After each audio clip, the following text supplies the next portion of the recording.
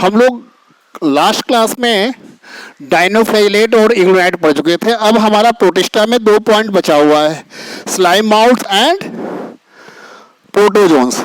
Slime mouths और protozoans की बात आती है तो हम पहले स्लाइम माउथ्स की बात कर लेते हैं। स्लाइम माउथ्स क्या है भाई? इसको हम फॉज फंजाई भी कहते हैं। फॉज फंजाई, अगर फॉज फंजाई से कहते हैं तो सिंपल सी बात है कि कुछ तो प्रॉपर्टीज इसमें फंजाई वाली होगी जरूर, और कंफ्यूज हो जाते हैं लोग और इसको फंजाई बोल जाते हैं। पहले ये जो था वो फंजाई ग्रुप में ही रखा गया था। 5 किंगडम क्लासिफिकेशन में स्लाइम माउथ्स जो थे वो कहाँ आपको रखे गए? प्रोटिस्टा में रखे गए। अब इन प्रोटिस्टा की बात हम करते हैं। जब ये फंजाई प्रोटिस्टा में रखे गए तो स्लाइम माउल्ड मिलता कहाँ है? देखिए पहले तो इसका स्ट्रक्चर हम समझ लेते हैं, इसके बाद हम लोग और डिस्कस करेंगे। ये देखिए, ये स्लाइम माउल्ड का स्ट्रक्चर, पहले स्ट्रक्चर के बारे में थोड़ा सा स्टडी कर लेते हैं। ये थोड़ा सा स्ट्रक्चर देखते हैं, अभी बताता हूँ आपको एक पॉइंट क्या है, कैसे कैसे करना है ये।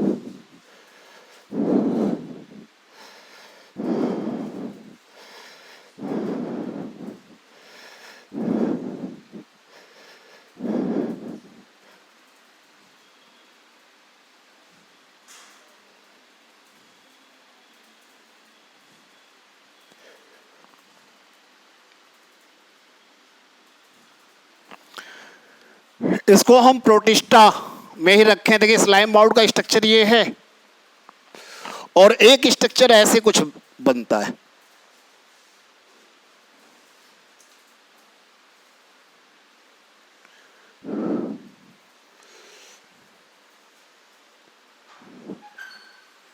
एक स्ट्रक्चर कुछ ऐसे बनता है। ये फेवरेबल कंडीशन का स्ट्रक्चर है। और ये जो थैलस लाइक ये स्ट्रक्चर दिखाई पड़ रहा है इसमें, इस माइक्रो स्पोरेंजिया, ये आपका जो स्ट्रक्चर है वो कैसा है? ये अनफेवरेबल कंडीशन का स्ट्रक्चर होता है। इनमें फेवरेबल और अनफेवरेबल दोनों कंडीशन में बहुत बड़े अंतर होते हैं। और इसको फंजा एक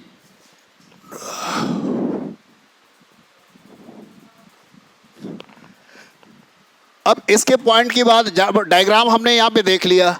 यहाँ पे क्या होता है कि कोई भी सेल वॉल नहीं होती है इसमें।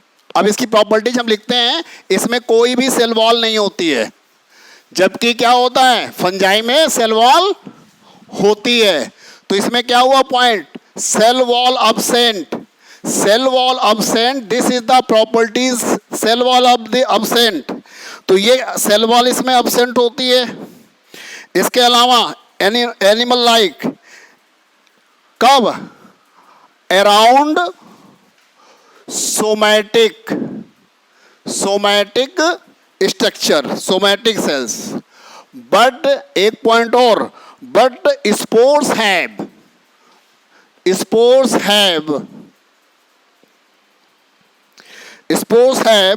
Cellulosic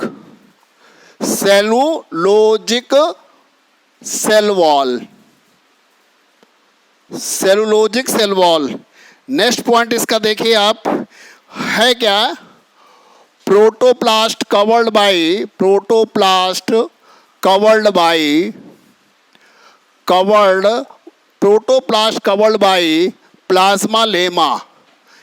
plasma lemma and they are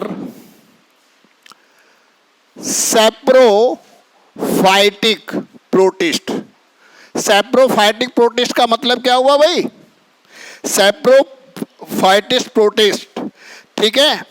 और इनमें एक पॉइंट और होता है, the body move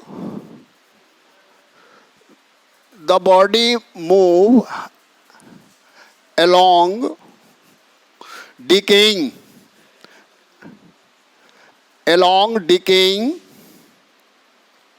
twigs and leaves,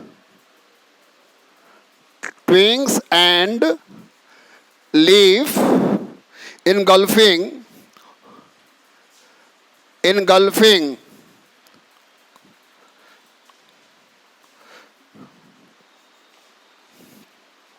organic material, glycogen. Reserve food material इसमें क्या होगा? रिजर्व फूड मटेरियल ग्लाइकोजन होगा। ग्लाइकोजन जी, ग्लाइकोजन फंजाई का रिजर्व फूड मटेरियल होता है, ग्लाइकोजन एंड ऑयल। अब इसके बाद इन्हीं दो पॉइंट पे हम चलते हैं, जरा ध्यान से बात को सुनिएगा। इसी दो पॉइंट पे, cell wall absent around the somatic cell but spores have cellulosic cell wall. यानी सोमैटिक सेल समझते हैं, जो वेजिटेटिव कंडीशंस आती है हमारी, वेजिटेटिव कंडीशन यानी जब हमारी ग्रोइंग फेज होती है उसे हम सोमैटिक, जब हमारे में मैच्योरेशन हो जाता है, मैच्योरेशन का मतलब ये होता है कि सेक्स के लिए कैपेबल हो जाते हैं, सेक्स ऑर्गन्स वेल डेवलप हो जाते हैं। तो यहाँ पे स्लाइम मोल्ड्स में जो होता है, जब ये सेक्स ऑर्गन्स डेवलप हो जाते हैं यानी स्पोर्स का फॉर्मेशन हो जाता है, तो ये क्या हो जाते हैं, उनमें स्पोर्स के ऊपर क्या होता है, सेलुलोज की सेल वॉल होती है। अब सेलुलोज की सेल वॉल होती है और यहाँ पर क्या होता है, सेल वॉल एब्सेंट होता है। सैप्रोफाइटिक प्रोटिस्ट, सैप्रोफाइटिक के साथ साथ एक पॉइंट और भी इसमें जोड़ दीजिए कि सैप्रोफाइटिक और साथ में यहां पे एक और भी फैगोसाइटिक। आपको एक पते की बात बता रहा हूं, दुनिया के जितने भी सैप्रोफाइटिक होते हैं सब एब्जॉर्प्टिव होते हैं, इनगल्फ नहीं करते हैं कुछ।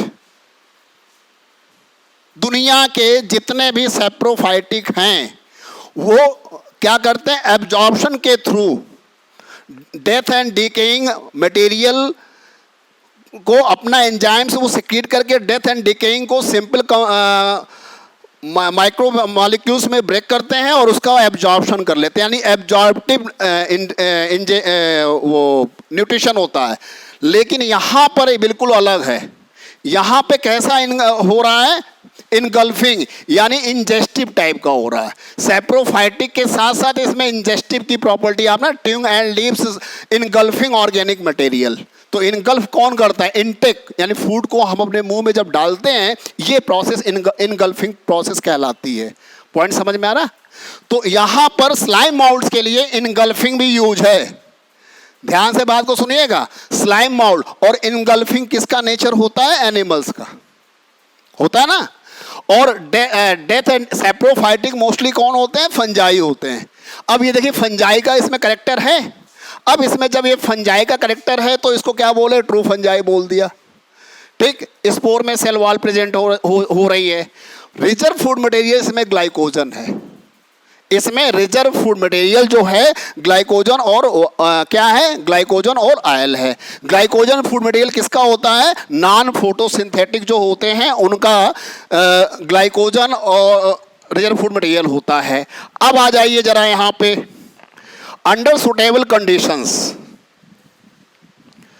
अभी आपने दो डायग्राम बनाए थे, under suitable conditions, favourable conditions में। ये जो आपने अभी एक डायग्राम बनाया था, ना, वो क्या होता है, उसको हम प्लाज्मोडियम कंडीशन कहते हैं। क्या कहते हैं उसको, प्लाज्मोडियम कंडीशन। वो हमेशा फेवरेबल कंडीशन में बनता है और ये मल्टी न्यूक्लिएटेड होते हैं, पूरा का पूरा ये मल्टी न्यूक्लिएटेड स्ट्रक्चर होता है और ये फैलता चला जाता है और यहाँ तक कि ये बहुत लंबाई में फैलता है। ठीक, ये पॉइंट समझ में आ गया। लेकिन जब अनफेवरेबल कंडीशन होती है तो आपने दूसरा स्ट्रक्चर बना दिया था कि इसमें क्या होते हैं, स्पोरेंजिया बनते हैं और यहाँ पर स्पोरेंजिया बनते हैं और उस स्पोरेंजिया के अंदर स्पोर्स होते हैं। ये हमेशा अनफेवरेबल कंडीशन में होता है और स्पोरेंजिया और स्पोर्स ये फंजाई में बनते हैं। तो ये फंजाई का करेक्टर हो गया, स्पोरेंजिया और स्पोर्स, ये फंजाई का करेक्टर हो गया। अब ये जब ये फंजाई का इसमें करेक्टर आया, ध्यान से देखिए, इसमें फंजाई का करेक्टर आया और फंजाई के करेक्टर, इसीलिए इसको हमने स्यूडो फंजाई या फॉल्स फंजाई इसका नाम दिया था। पहले के क्लासिफिकेशन में, टू किंगडम क्लासिफिकेशन में इसको इसी में रखा गया था। हम नोट कर सकते हैं, under suitable condition, under favourable condition, under favourable condition, favourable condition में क्या कर रहा है, they form aggregation, they form aggregation. Aggregation की बात मैं कर रहा हूं, एग्रीगेशन का मतलब क्या होता है भाई, called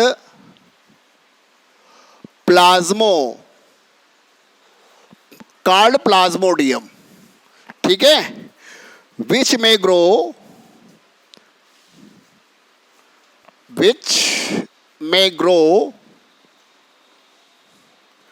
and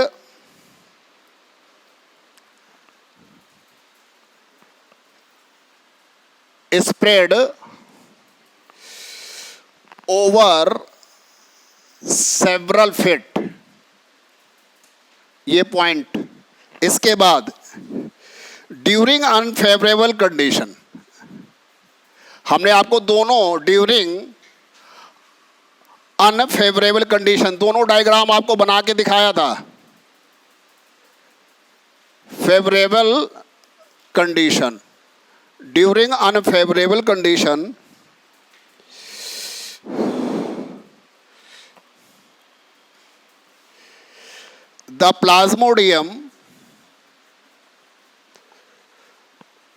the plasmodium differentiate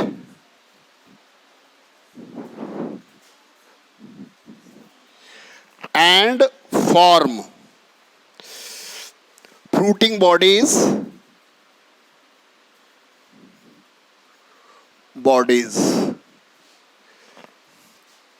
bearing spore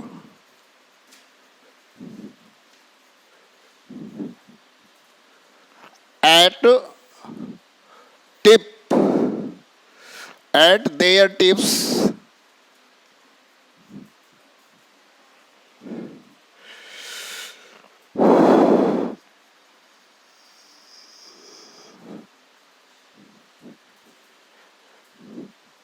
अभी हम लोग फंजाई में पढ़ेंगे। फंजाई में जब हम लोग पढ़ेंगे ना, तो आप ध्यान देंगे, फंजाई में सर ये माइसीलियम था, ये हाइफी थी, यहाँ पे क्या हुआ, साइटोप्लाज्म में यहाँ पे स्टोर हुए, और यहाँ पे ये टिप पॉइंट्स क्या हुआ, स्वेलअप हो गया। स्वेलअप होने के बाद इसमें सर डिवीजन हुए, और डिवीजन होने के बाद एक लेयर ऐसे बन गई जिसको हमने क्या बोल दिया, स्पोरेंजियम बोल दिया। और इस स्पोरेंजियम के अंदर क्या हुआ, ढेर सारे स्पोरेंजिया हो गए। ऐसे ही तो होता है उनमें स्पोर फॉर्मेशन, एल्गी फंजाई में ऐसे ही होता है। तो अगर इसकी अनफेवरेबल कंडीशन आप देखो, फ्रूटिंग बॉडी का मतलब वही डायग्राम, ऐसे ये प्लाज्मोडियम जो होता है वो फैल के ऐसे बना लिया, और इस तरह से ये फ्रूटिंग बॉडी बन गई। अब इस फ्रूटिंग बॉडी में ये टिप पॉइंट्स पे स्वेलअप हो गए, और जब यहाँ पे ये स्वेलअप हो गए, यहाँ पे ये फूल गए, और इसके अंदर क्या हुआ, डिवीजन हो गया, ढेर सारे स्पोर बन गए। ये इन स्पोर की एक क्वालिटी क्या थी, ये स्पोर क्या कर रहे थे, इस स्पोर में एक क्वालिटी क्या थी, सेलुलोजिक थे। क्या थे, सेलुलो। जब प्लाज्मोडियम फॉर्म में होते हैं तो सेलुलोजिक नहीं होते, यानी सेल वॉल नहीं पाई जाती है। ये पॉइंट्स क्लियर हो गया। अब क्या होता है, स्लाइम मोड दो टाइप्स के होते हैं। एक को हम कहते हैं आसेलुलर, क्या कहते हैं, आसेलुलर, और दूसरे को कहते हैं सेलुलर। ये दो टाइप के हैं। ये आपका सिर्फ, ये आपका नीट में नहीं पूछा जाएगा, आसेलुलर और सेलुलर, ठीक है। ये इनकी कंडीशंस हो गई। अब स्लाइम माउल्ड ये आपका कंप्लीट हो गया। स्लाइम माउल्ड के बाद हम आएंगे अब प्रोटोजोन्स के बारे में। प्रोटोजोन्स के बारे में आते हैं। इसमें सेक्सुअल और असेक्सुअल रिप्रोडक्शन दोनों होते हैं। हम लिख दूं, मैं लिख देता हूं, बोथ टाइप्स मीन्स क्या है, sexual and asexual reproduction. Sexual and asexual reproduction are present. ये है स्लाइम माउल्ट्स। तो इसमें कुछ करेक्टर आपको फंजाई की तरह मिलते थे, इसलिए इसको फाल्स फंजाई कहते हैं। सेल वॉल मिलती है क्या फंजाई में? सेलुलोज की काइटिनिक होती है। सेल वॉल अब्सेंट है, लेकिन क्या हुआ, स्पोर में वहां पे सेल वॉल होती है, यहाँ की स्पोर में भी सेल वॉल है। सेल वॉल की बात कर रहे हैं, सेलुलोजिक और काइटिन की बात नहीं कर रहे हैं। तो ये करेक्टर किसका हो गया? फंजाई का, ठीक है ना। और सोमैटिक में क्या, सेल वॉल अब्सेंट है, ये प्रोटिस्ट का हो गया। तो इसको कह भी सकते हैं कि ये प्रोटिस्ट और फंजाई के बीच की कनेक्टिंग चैन है। उसी तरह से यूग्लिना जो है ना, यूग्लिना किसका है? के बीच की कनेक्टिंग चैन है, ठीक है। अब इसके बाद हम लोग आते हैं कहाँ पे? प्रोटोजोन्स के बारे में। आ जाइए अब प्रोटोजोन्स, प्रोटिस्ट। प्रोटोजोन प्रोटिस्ट क्या होते हैं?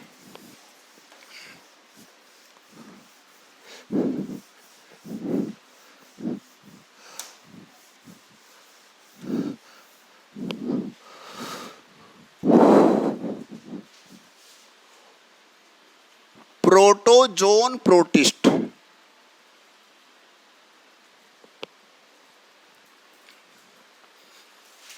प्रोटोजोन प्रोटिस्ट कैसे होते हैं भाई?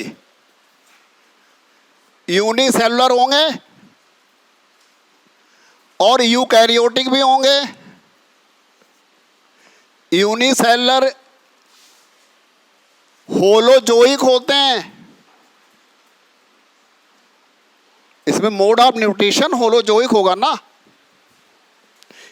ठीक। यानी इंजेक्शन के थ्रू इसमें न्यूट्रिशन होता है, इंजेक्शन के थ्रू इसमें न्यूट्रिशन होता है, ये होलोजोइक होते हैं। अब क्या होता है इसमें, इनके पॉइंट की बात हम करते हैं। Holozoic, eukaryotic and holozoic. Holozoic है तो ये क्या क्या हो सकते हैं? ये सर पैरासाइट भी होते हैं।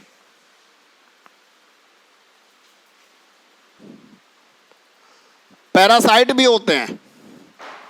अब आपको कुछ पैरासाइट्स के नाम बता रहा हूं। डिसेंट्री होती है, डिसेंट्री होती है। डिसेंट्री एक मतलब जिसको लूज मोशंस कहते हैं। और जब डिसेंट्री डिजीज होती है वो एंटमीबा हिस्टोलिटिका के थ्रू होती है। माउथ में पायरिया होता है,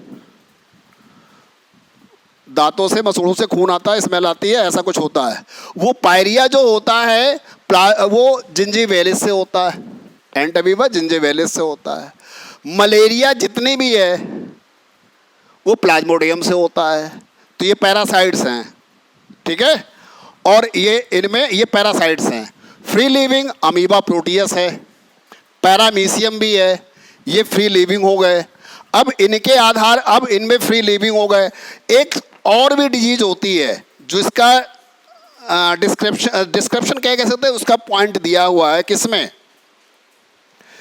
उसमें दिया है एक point, sleeping sickness by trypanosoma. ये एनसीईआरटी की लाइन है और ये क्वेश्चन इंपॉर्टेंट है नीट के लिए। मैं बार बार बोल रहा हूँ, जो ये लाइन इंपॉर्टेंट बोल रहा हूँ, ट्रिपैनोसोमा। अब ये डिजीज फैलाते हैं। अब इनमें एक चीज और है, इन प्रोटोजोन्स को हम असेलुलर कहते हैं। जैसे लेवल ऑफ ऑर्गेनाइजेशन, यहां पे एक पॉइंट लिखते हैं हम, लेवल ऑफ ऑर्गेनाइजेशन। इसका क्या मतलब होता है? लेवल ऑफ ऑर्गेनाइजेशन भी कहते हैं या लेवल ऑफ डिवीजन भी कहते हैं। अब आपका लेवल ऑफ ऑर्गेनाइजेशन क्या है, पढ़ा है? ऑर्गन सिस्टम है, क्योंकि आप मोर एडवांस हो। आप में डाइजेशन कौन करता है? कोई एक ऑर्गन डाइजेशन करता है आपको में? पूरा डाइजेस्टिव सिस्टम है। और डाइजेस्टिव सिस्टम में क्या क्या आते हैं?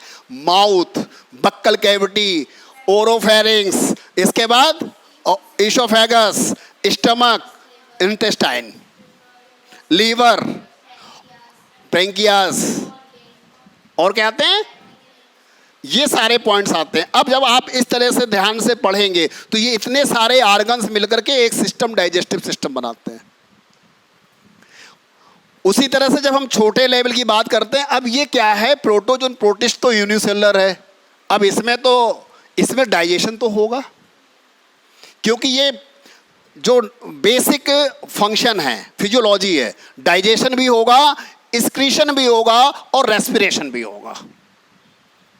इनको ऑक्सीजन चाहिए और ये अपना एक्सक्रीटरी मटेरियल जो है डिस्चार्ज करेंगे।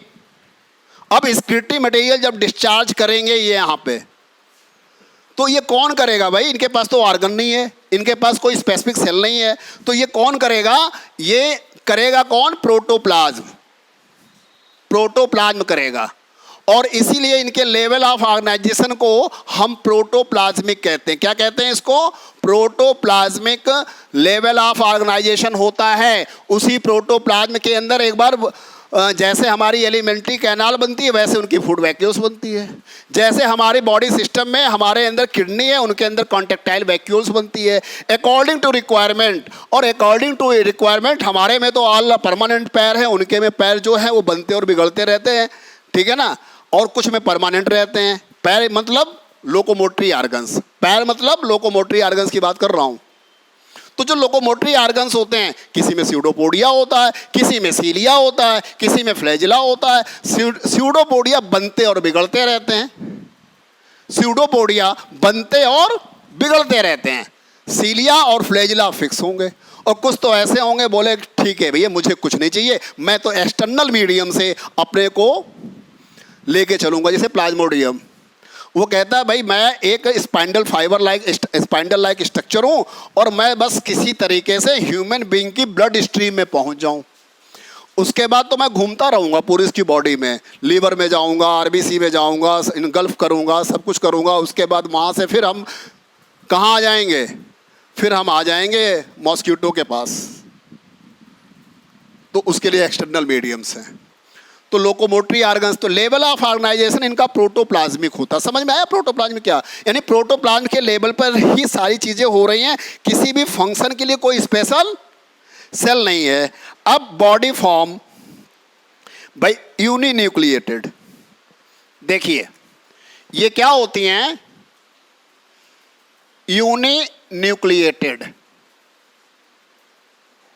और मल्टीन्यूक्लिएटेड। न्यूक्लिएटेड,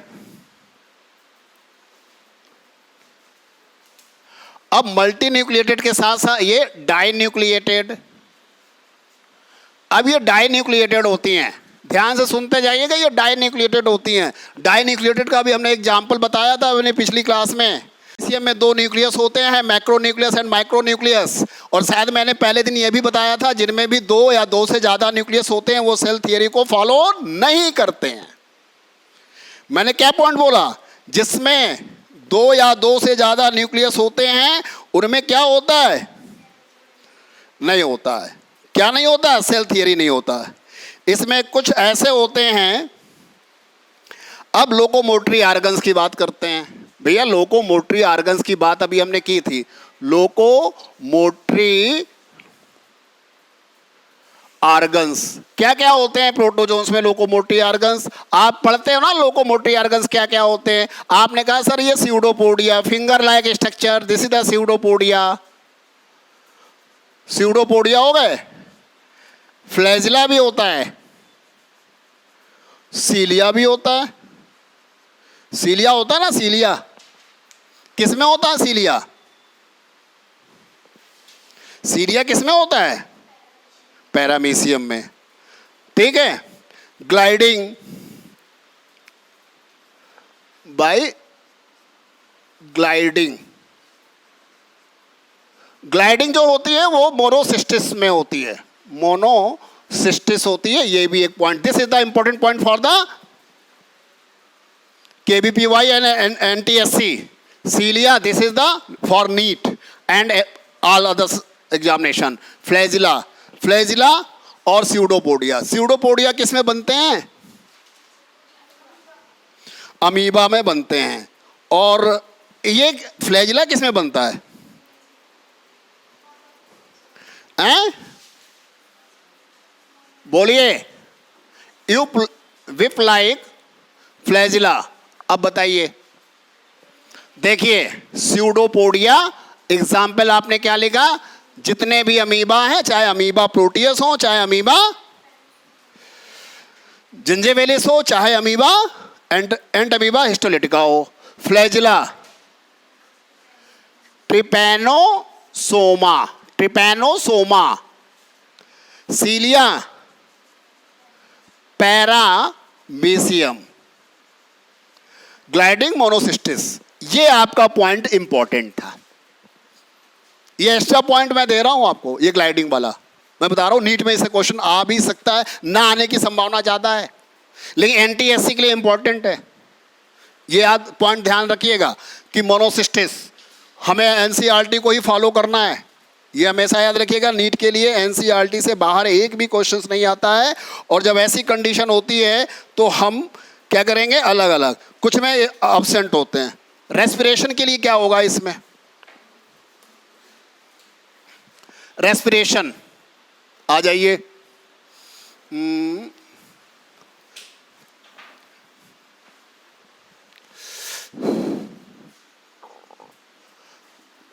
रेस्पिरेशन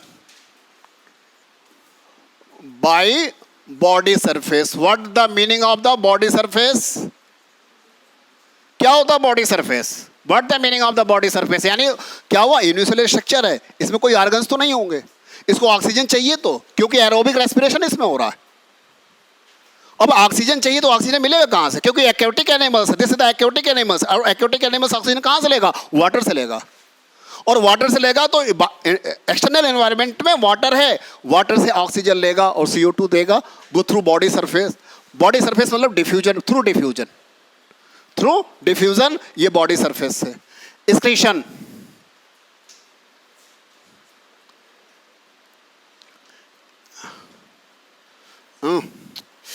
डाइजेशन कैसा होगा इसमें? डाइजेशन बाय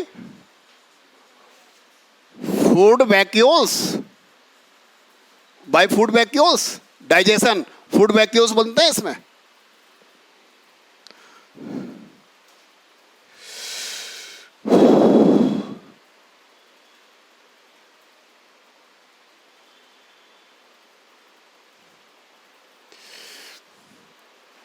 एक्सक्रीशन, अब आ जाइए जरा इसमें, हम इसके एक्सक्रीशन की बात करते हैं। अब एक्सक्रीशन में क्या होगा इसमें? बोलो भाई, कोई बताएगा एक्सक्रीशन? अब यहां पे हम एक्सक्रीशन की बात करते हैं। एक्सक्रीशन में क्या होगा? एक्सक्रीशन में क्या होगा? बोलिए, एक्सक्रीशन में क्या होगा? देखिए, एक्सक्रीशन भी इसमें बॉडी सरफेस के थ्रू होता है, और लेकिन कुछ में कॉन्टेक्टाइल वैक्यूल्स के थ्रू भी होता है। ध्यान से बात को समझिएगा, मैंने क्या बोला। एक्सक्रीशन बॉडी सरफेस के थ्रू भी होता है, by body surface and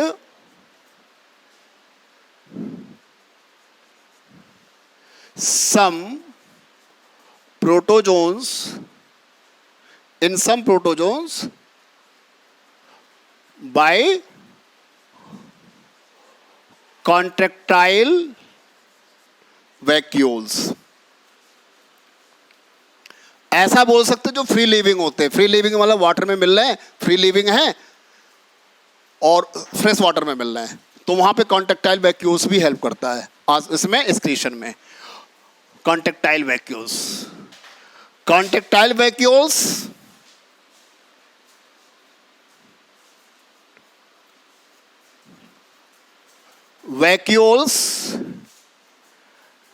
analogous organs of kidney. Kidney का एनालॉगस ऑर्गन है? बोलो जी, किडनी का एनालॉगस ऑर्गन है। ऑस्मो रेगुलेशन ये करता है।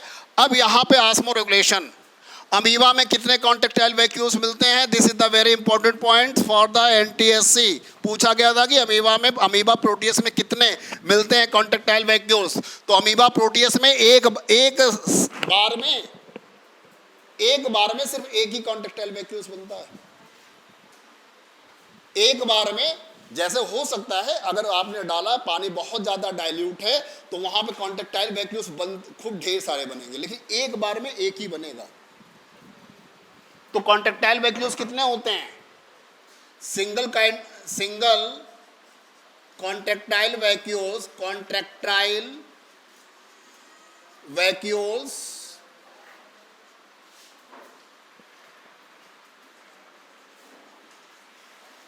single contractile vacuoles in amoeba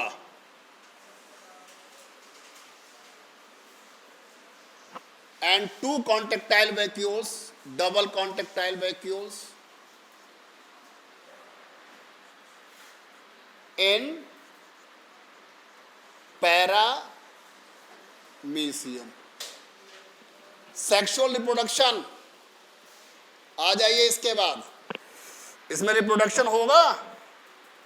दो स्टूडेंट को तो मालूम है, कितने ने वीडियो देखा है?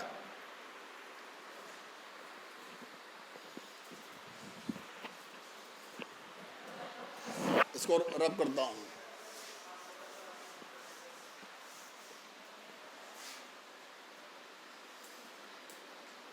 असेक्सुअल रिप्रोडक्शन,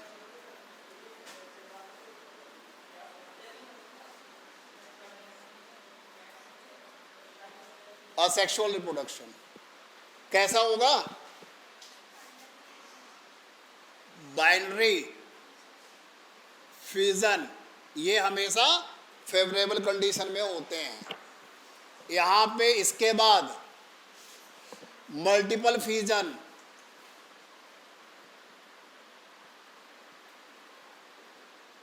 ये अमीबा और प्लाज्मोडियम दोनों में होता है।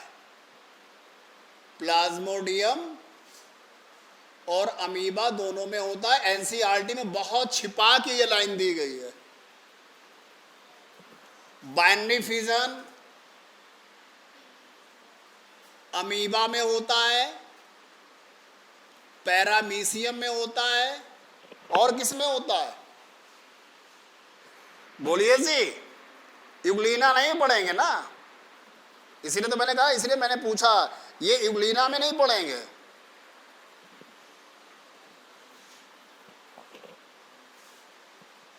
ट्रिपैनोसोमा,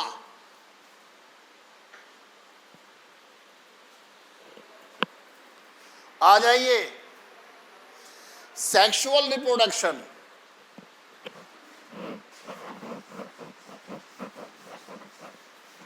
दो टाइप की होती है सेक्सुअल रिप्रोडक्शन। अब आपकी बुकलेट और आपके उसमें ये पॉइंट नहीं दिए हैं जो एनसीईआरटी में। Sexual reproduction, syngamy and conjugation. Conjugation का एग्जाम्पल पैरामीशियम, यहां का प्लाज्मोडियम। क्लियर हुआ पॉइंट? प्लाज्मोडियम,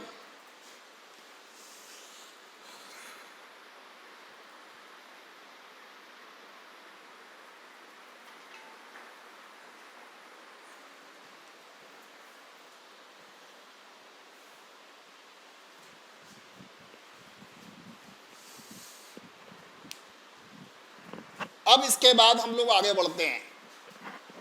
कहां पे चलेंगे? सेक्सुअल रिप्रोडक्शन हो गया, अब इसकी क्लासिफिकेशन की बात करते हैं। क्लासिफिकेशन थोड़ा पढ़ना है, ये एनसीईआरटी में पॉइंट है, ये एनसीईआरटी के बाहर का नहीं है पॉइंट। क्लासिफिकेशन मैं थोड़ा सा क्लासिफाइड कर दे रहा हूं एक सिस्टमेटिक वे में, उसमें थ्योरेटिकल में लाइन में दिया है, हम इसमें ज्यादा पॉइंट्स नहीं बताने हैं।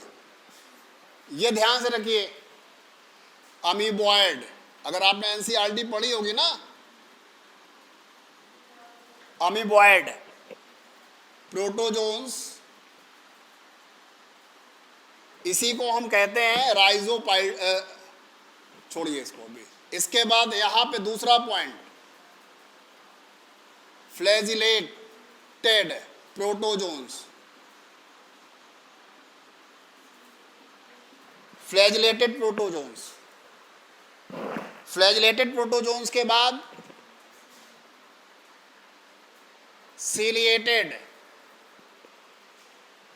और यहां पे ये स्पोरोजोआ।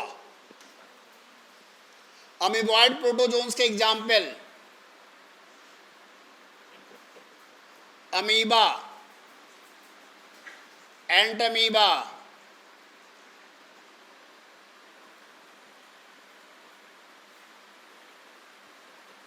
एंटमीबा, हिस्टोलिटिका, हिस्टोलिटिका, इसको हिस्टोलिटिका जानते हैं क्यों कहते हैं?